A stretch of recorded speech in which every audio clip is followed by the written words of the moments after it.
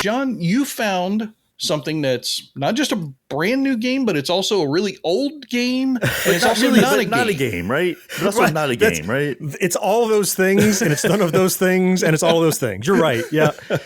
So I'm talking about, look, this is 2022. 50 years ago, in 1972, Atari, the corporation, was founded. And we all know that we're living during the 50th anniversary celebration of Atari. And what I'm specifically talking about is, I hesitate to call it a game because it's so much more than that, though it's full of games. It's called Atari 50, the anniversary celebration. So this package, it was released on PlayStation and on the Switch and on Steam, of course, on PC where I played it. So it is a game, but really it's a celebration of Atari. The primary interface are these series of timelines where, look, you download the game, you buy it, you install it, and then normally you jump in and press start and start doing something. Well, the opening is welcome to Atari. Jump into the origin of Atari and start down this timeline of like finding out, how Pong was created and the story of Pong. And you go down a little bit. Here's a video where them talking about they found the original machine somewhere, and interviews with developers and interviews with industry experts. And like David Crane, who left the company to form Activision, is in this package because he was also an integral part of the early days of Atari, even though he defected and formed Activision, which is a whole other branch of the history of Atari. And inside of these timelines, you can talk about, and the 2600 came out and Combat was shipped with it. And there's a picture of the box, and you can look at the box and spin it around, and you can hit the button and play Combat. And you go further down the timeline, here's Asteroids. You can click in and play whatever games they had. Or you can just go to the list of games, of which there's 100 or more, I think, in there. Yeah, crazy. Ranging, and it's not just the 2600, it's the arcade machines and the 5200 and the Atari 8-bit and the handheld Lynx and the Jaguar that came out in the 90s. And they talk about the Atari VCS. It has titles from across all of those. That's not the first time we've had an emulation package, but, and I'm definitely going to leave something out about how cool this is, but any one of them you go into, you can play Outlaw. But you can also remap the controls. You can look at the manual that's been scanned right in there. And you can play multiplayer with your friend locally there together.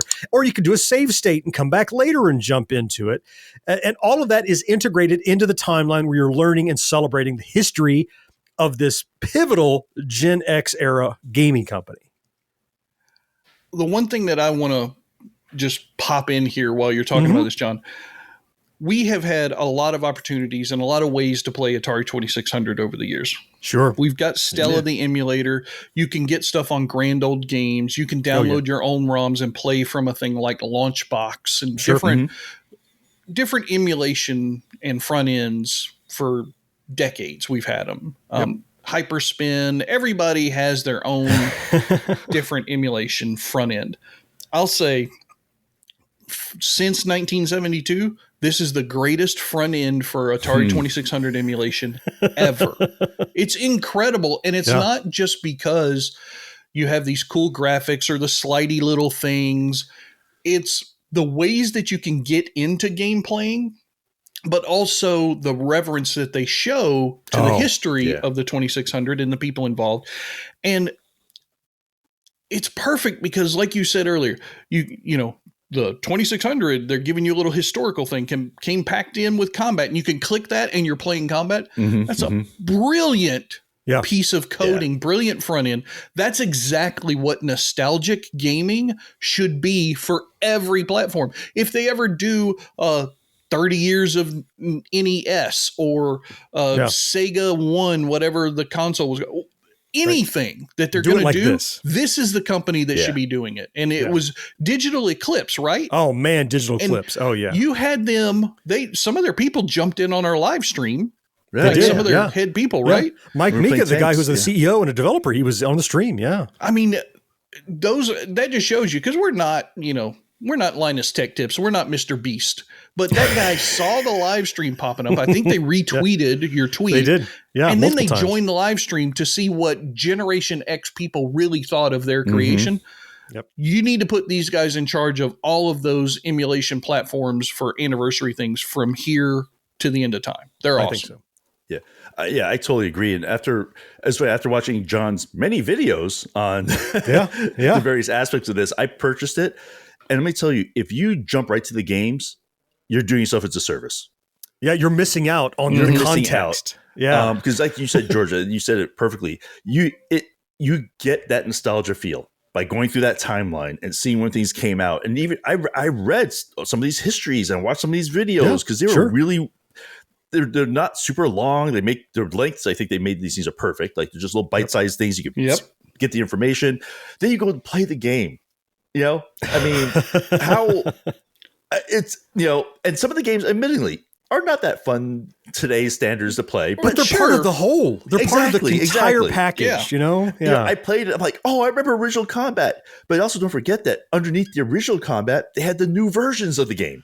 Right. Yeah. So there are two more things that are important to point out about this. We've talked about the nostalgia fact is there. And in fact, they're celebrating the company, not just the games, but the company and the history and that legacy. And there are, I think, 5 new titles that they're called reimagined titles. One of them, as you said, is based on tanks called Quadra Tank, which is a 4 people simultaneous. We had a live stream just on Quadra Tank where we were all playing together. A lot of fun. Was the one you referenced, George. They have one called Vector Sector that is a mashup of all of those vector games like Asteroids and Star Wars and Battlezone and Lunar Lander. And it's not just, let's make a game that's like vector games. Like they didn't cheat. They didn't use sprites. They drew lines from point to point. Things scale in a vector. And it's just like an arcade game. It feels just like it's a high score chase. There's more. I can't talk about all of it because it's enormous. There's so much to see. We did a few live streams on it. We've done a lot of coverage of it. If you are a Gen Xer who cares at all about Atari, this thing is $40. I was like, $40? Now I'm like, I robbed you. This thing is easily worth a couple $100. There's that much enjoyment and fun and nostalgia in it. I got away with a steal at $40. It's fantastic. I was really hoping it was going to be part of the Steam Autumn Sale that's going on right now. It's not, unfortunately. It's a little too new. Yeah, a little too new. But I've got some of my other stuff on my wish list that are, so it feels like if I bundle it with those, it feels like I'm getting a discount, even though I'm not. Yeah, use the money I saved on this to buy that. Yeah, exactly. Yeah, so definitely, Mo, I will give you a link to throw in the show notes. It's not hard to find. Too. Everybody's covering it. Some of the videos, of course. But yours is the best. I mean, come on, let's be real. God, thank you. At least check it out if you're an Atari fan. It's really great, and I think you're going to enjoy it.